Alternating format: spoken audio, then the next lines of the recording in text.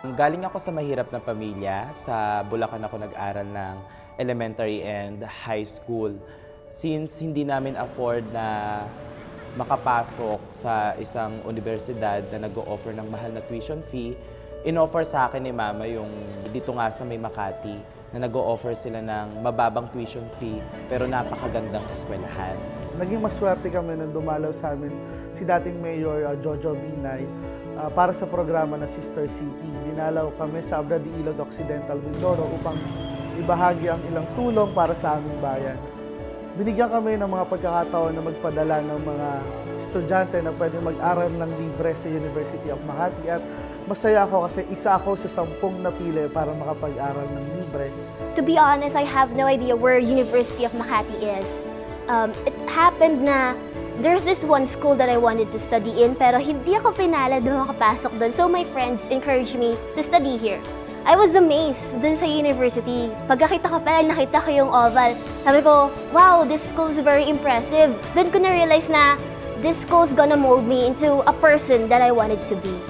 Unang tungtong ko sa University of Makati, maganda kasi hindi siya tulad ng masasabi ko ng ibang schools na pag tinignan mo, mukhang talagang public na public tignan. Maganda ang University of Makati. Kasi kumpleto siya eh. Bilang estudyante, kailangan yung learning mo maganda, yung facilities mo maganda. Pumunta ako sa registrar, ma'am, magkano po tuition dito para sa grade 11? Ang sagot sa akin, wala. And nakaka-surprise, libre kami. Yung kumbaga, kung ano yung meron sa private school na makukuha namin, makukuha ko rin pala dito sa UMAC, sa libre. Libre kami ng uniform, libre kami ng notebook, mga gamit sa school. Tapos, yung ambience niya kasi iba eh. Kumbaga naisip ko, oo nga, tama si Papa.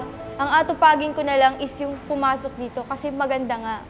Compared sa Palawan, ang tuition ko doon, 16K. Dito, wala. So sabi ko, mas magaan. Dinala ako ni Mama dito sa Makati para ipakita nga tong UMAC. Sabi niya sa akin, Nak, diyan ka mag-aaral, mura lang ang tuition dyan, 1,000 lang. Actually, token lang ang tawag nila dyan eh. Kasi lahat ng nag-aaral sa UMAC, scholars. And yung binibigay lang nila na 1,000 pesos is yung tinatawag nilang token for the maintenance of the facilities. Namangha talaga ako. Sabi ko, wow, gusto kong mag-aral dyan, gusto kong makapasok dyan. Nung nakapasok na ako sa UMAC, hindi ko ina-expect na mas maganda siya sa loob. Lahat ng mga facilities is fully equipped. Like for example, sa broadcasting, meron silang studio na merong mga pito cameras, lights, and video editing room. And at the same time, for the animation students, meron silang animation laboratories. Naisip ko na for 1,000 pesos, very sulit yung na tatanggap namin from UMAC, plus yung high quality ng education at sa sobrang galing ng mga professors na nandito sa UMAC. We have the most awesome professors. They're not just professors who teach, they give you the experience. For example, dito nag-shoot kami ngayon ng show for UMAC TV. They help us, they teach us real world, not just school activities, actually the real ones that you'll experience in the real world. That's how University of Makati teach us. Sa paaralan, naniniwala ako na hindi lamang sa apat na sulok ng silid-aralan matututunan ang mga kailangan mong malaman sa buhay. Kung kaya naman, naging aktibo ako sa University of Makati, may mga organisasyon akong sinalihan.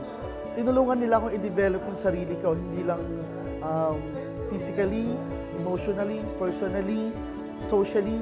Natuto akong makisama, natuto akong makibagay sa iba't ibang uri ng tao, lalong-lalo na when it comes to production. May pagmamalaki ko po na isa akong taga-University of Makati. Proud ako doon. Kasi kaming mga taga-UMAC, tinuruan kami kung paano magkaroon ng dignidad, tinuruan kaming humarap na maging tao, tinuruan kaming maging profesional. Kumbaga, tinuruan kami ng mga bagay na dapat matutunan ng isang kabataan. At proud ako dahil isa ako sa mga batang ito. Masaya ako at nagpapasalamat sa University of Makati dahil tinulungan nila akong tuparin ng isa sa aking mga pangarap ang makapagtapos. At hindi lang yun, binigyan pa nila ako ng oportunidad para makapagturo dito sa University of Makati. Kaya nga yung pangarap ko lang dati, totoo dito sa amin sa Makati. Proud na proud ako maging taga-UMAC. Imagine, hindi naman ako taga dito eh. Nagka-Cavite ako pero kinupkop ako ng Makati. And na-enjoy ko yung mga privileges na dating exclusive lang sa Makati pero ngayon, I experience it as well. At yung mga dati kong lang na pangarap, di ko naman alam na makakahawak ako ng mga cameras na ganito, maka-experience ako ng chroma kasi sa TV ko lang nakikita yan eh. For dito sa University of Makati, na-experience ko yan. Yung mga dati kong pangarap, naging totoo dito sa amin sa Makati. Nakakatuwang isipin na yung pangarap ko lang dati at pangarap ng marami ay totoo dito sa amin sa Makati.